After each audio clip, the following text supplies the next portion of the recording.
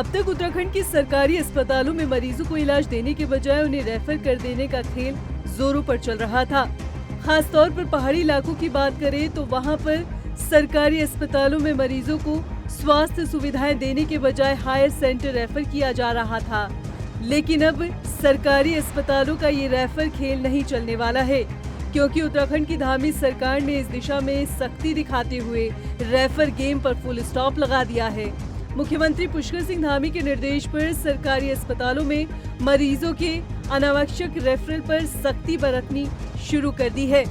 इसके लिए एसओपी भी जारी की गई है। स्वास्थ्य सचिव आर राजेश कुमार ने भी सभी जिलों के सीएमओ को सख्त निर्देश दिए हैं और सख्ती से निर्देशों का पालन करने की भी हिदायत दी गई है। अब मरीजों के रेफर होने पर जिले के मुख्य चिकित्सा अधिकारी और सीएमएस जिम्मेदार होंगे। मरीजों को रेफर करने पर अस्पताल को फॉर्म भरना होगा। फॉर्म में रेफर करने का कारण भी बताना होगा। कोई भी रेफरल सबसे पहले स्पेशलिस्ट द्वारा किया जाएगा और फिजिकल एग्जामिनेशन करने के बाद ही और अपने आप को संतुष्ट करने के बाद भी पेशेंट की लाइफ बचानी नितांत आवश्यक है।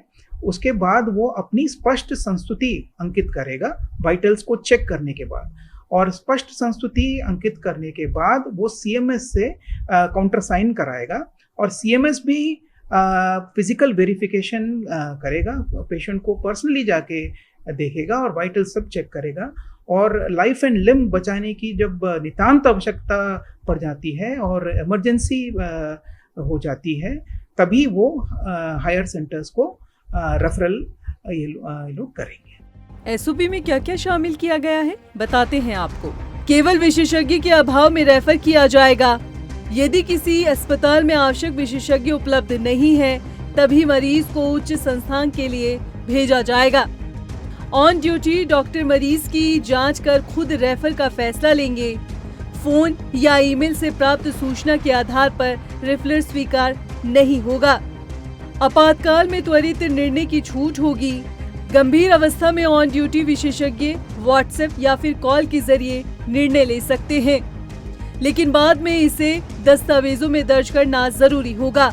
रेफरल फॉर्म में ये स्पष्ट किया जाना चाहिए कि रेफर क्यों किया गया है, विशेषज्ञ की कमी, संसाधन का अभाव आदि।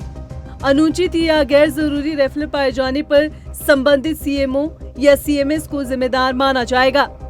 दरअसल बीते कुछ सालों में कुछ ऐसे मामले सामने आए हैं जिनमें लचर स्वास्थ्य सुविधाओं के कारण मरीजों को अपनी जान गंवानी पड़ी।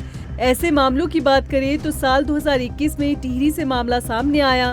प्रतापनगर ब्लॉक में जंगली मशरूम खाने से पिता चमन सिंह और उनकी बेटी आशा की तबीयत बिगड़ी। प्राथमिक उपचार के बाद उन्हें ऋषिकेश रेफर किया गया था, जहां बेटी की मौत हो गई। बाद में पिता ने भी दम तोड़ दिया। साल 2022 में उत्तरकाशी के मोरी ब्लॉक से मामला सामने आया।